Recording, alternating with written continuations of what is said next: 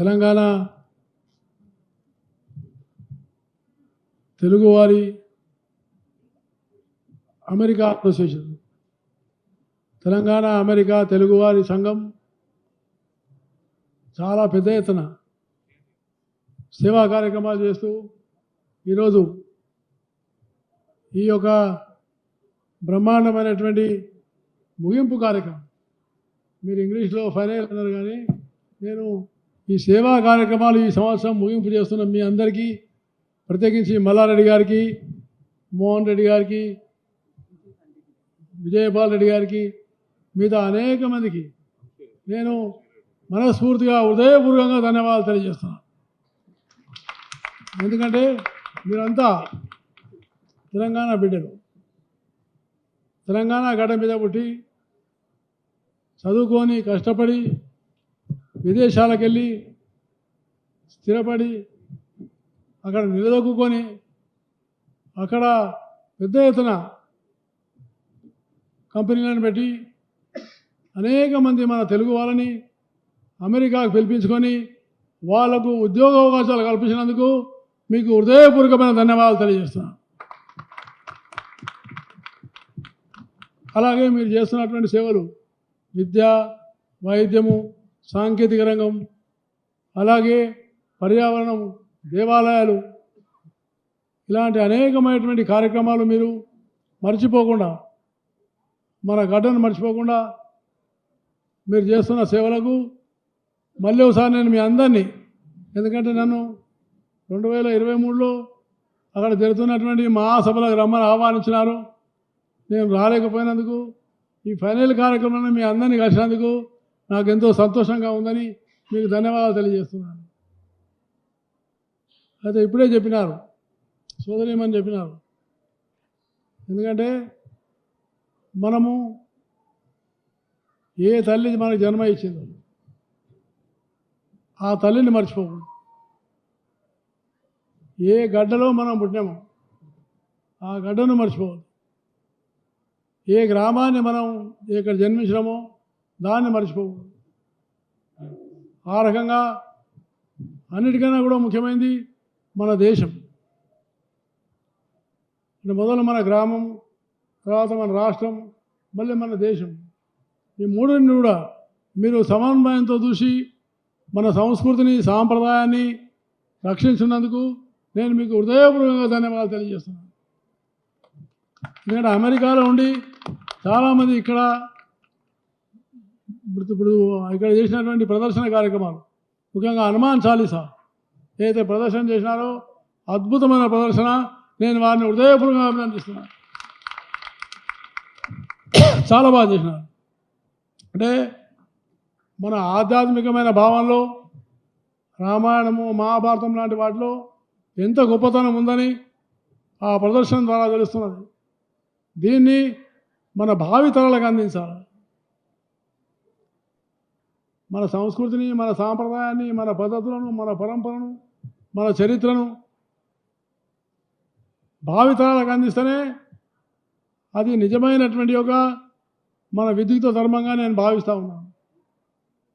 ముఖ్యంగా సోదరీమణులు, ఇంత పెద్ద సంఖ్యలో సోదరీమణులు కూడా భాగస్వామ్యం కావడం చాలా సంతోషము. ఇంకా వీళ్ళ సంఖ్య రెండింతలు కావాలని నేను హృదయపూర్వకంగా కోరుతున్నాను.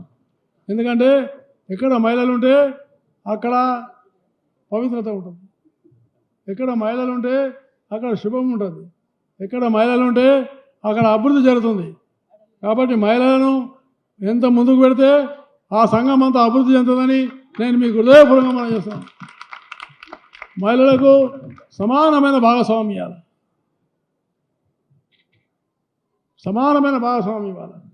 ఆ రకంగా మహిళలను, అలాగే మీరు అన్నీ మీ సేవా కార్యక్రమాలు చూశాను, అన్నీ వెనుకబడ్డ ప్రాంతాలు, బలహీన వర్గాల ప్రజలు, అలాంటి వాటిని ఎన్నుకొని మీరు ప్రత్యేకంగా వెళ్ళి సేవలు చేయడం అనేది, డబ్బులు ఇవ్వడం వేరు, కానీ మనం స్వయంగా వెళ్ళి సేవ చేయడం అది అన్నిటికన్నా గొప్ప సేవ అని నేను మీకు హృదయపూర్వకంగా మనం చేస్తున్నాను.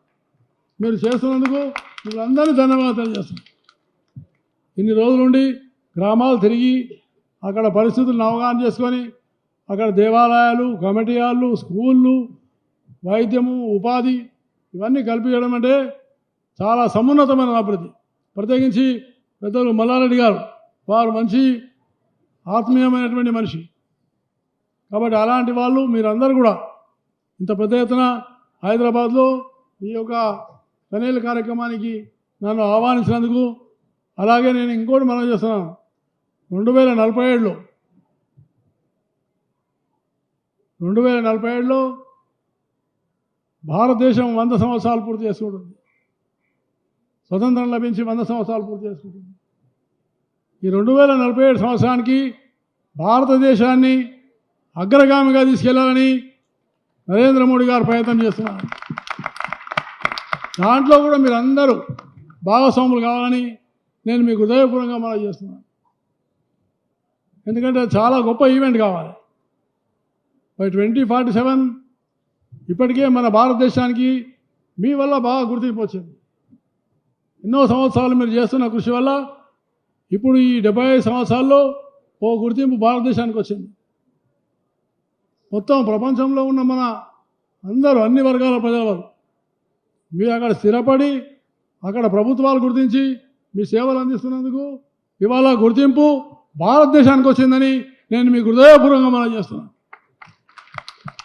ఈ గుర్తింపు రేపు ఈ గుర్తింపే కాకుండా ప్రపంచమంతా కూడా అమెరికా, చైనా వాటితో పాటు సమానంగా ఉండేటువంటి గొప్ప దేశంగా భారతదేశం యొక్క నిర్మాణంలో కూడా మీరు తప్పకుండా భాగస్వాములు కావాలని నేను హర్యానా గవర్నర్గా మీ అందరినీ హృదయపూర్వకంగా కోరుతూ నన్ను ఇంత కార్యక్రమానికి పిలిచి సన్మానించి నన్ను ప్రత్యేకంగా సన్మానించినందుకు మీకు మళ్ళొకసారి హృదయపూర్వకమైన ధన్యవాదాలు తెలియజేస్తూ, సతీష్ రెడ్డి గారు వారిని కూడా సన్మానం చేయాలి. సతీష్ రెడ్డి గారిని సన్మానం చేయాలి. ఎందుకంటే మంచి శాస్త్రవేత్త, చాలా గొప్ప సైంటిస్టు. అలాంటి శాస్త్రవేత్త మన తెలుగు బిడ్డ కావడం మనందరం గర్వించాలని నేను మీకు హృదయపూర్వకంగా చేస్తున్నాను. ఎందుకంటే ఆయన నిస్వార్థంగా సేవలు అందించాడు.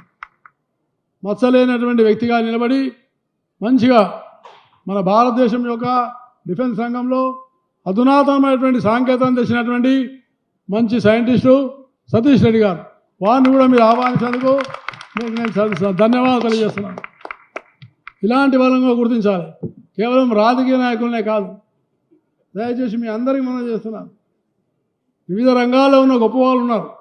ఉమాదేవి గారు చంద్రయాన్లో మొట్టమొదటి మహిళ.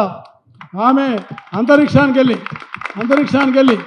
మన యొక్క కీర్తి పతాకాన్ని వెదజల్లుతున్నటువంటి ఆమెను కూడా మీరు ఆహ్వానించినారు. కాబట్టి ఆ రకంగా వివిధ విభాగాలు ఉన్న వాళ్ళను they are all big leaders. కానీ దురదృష్టం మన దేశంలో రాజకీయ నాయకులే బిగ్ లీడర్స్ అనుకుంటున్నాం. కానీ అది తప్పు. సాంస్కృతికంగా, ఆర్థికంగా, సామాజికంగా, విద్య, వైద్య రంగంలో, అలాగే ఇండస్ట్రియల్ లీడర్స్ అనేక మంది పెద్ద పెద్ద వాళ్ళు ఉన్నారు. కాబట్టి వీళ్ళందరినీ సన్మానిస్తేనే అది నిజమైన సన్మానంగా నేను భావిస్తున్నానని నేను మీకు హృదయపూర్వకంగా తెలియజేస్తూ, మీరు గుర్తించి ఇద్దరు గొప్ప వ్యక్తులను పిలవడం చాలా సంతోషం. కాబట్టి ఈ ఉత్సవాన్ని మరోసారి ఇంకా రేపు 2024లో వచ్చే కార్యక్రమం చాలా ఇంకా భవిష్యత్తుగా జరగాలని నేను హృదయపూర్వకంగా ఆకాంక్షిస్తూ మరోసారి మీ అందరికీ ధన్యవాదాలు తెలియజేస్తూ సెలవు తీసుకుంటాను. జై హింద్. Thank you sir.